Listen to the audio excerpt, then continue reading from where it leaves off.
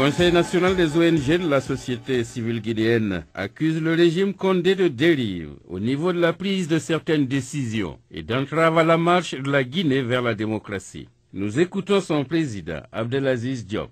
Par exemple, la violence par laquelle ont été réprimées les manifestations suite à l'arrivée d'un leader de l'opposition, soldée par le décès d'un jeune militant. Une grève des étudiants aussi de Dibrika vient d'être réprimée, des étudiants emprisonnés, d'autres condamnés. Tout récemment, des nominations, surtout de certaines personnalités proches de Lansana Conté qui ont fossoyé l'économie guinéenne, nous ont alertés et le discours récent du médiateur de la République prétend que le pouvoir est fait pour certaines catégories de personnes et pas d'autres. Nous avons jugé ces propos discriminatoires et stigmatisants et qui portent atteinte à l'unité nationale. Donc, nous avons interpellé le président également sur l'élaboration d'un chronogramme précis des élections législatives. Ce qui nous a amené à conclure que si on ne prend pas garde, nous allons tout droit vers une dérive autoritaire. La société civile compte faire œuvre de vigilance. On sera encore beaucoup plus vigilant qu'avant. C'est pourquoi nous avons interpellé et prévenu le président de la République qui, par ailleurs, a eu des performances à des actes contestables aujourd'hui.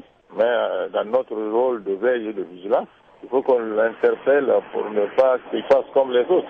Nous allons maintenant engager un certain nombre de plaidoyers pour que les nouvelles autorités nous donnent un chronogramme clair. Et nous avons dit que les citoyens veulent aller voter, les citoyens guinéens veulent sortir maintenant de l'ornière, les citoyens guinéens veulent que ces conditions de vie soient améliorées en allant aux élections législatives avant le 31 décembre 2011.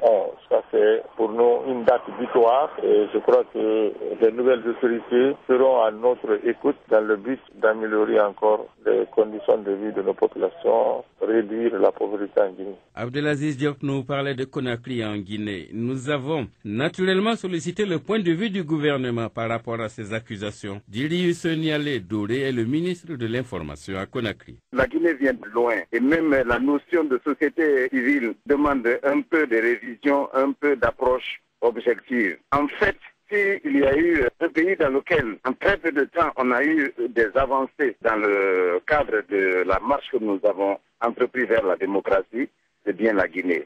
Et donc, lorsque l'on prend les séquelles des anciennes pratiques pour des choses commanditées par le pouvoir, je suis le premier à en être très surpris. Il y a, c'est vrai, des nostalgiques du passé qui ne voudraient vraiment pas que nous agissions, que nous avancions vers la démocratie. Mais de là à penser que l'on puisse le commanditer, je me porte en faux. Les enquêtes ont toujours dû être entreprises pour qu'on puisse situer les responsabilités.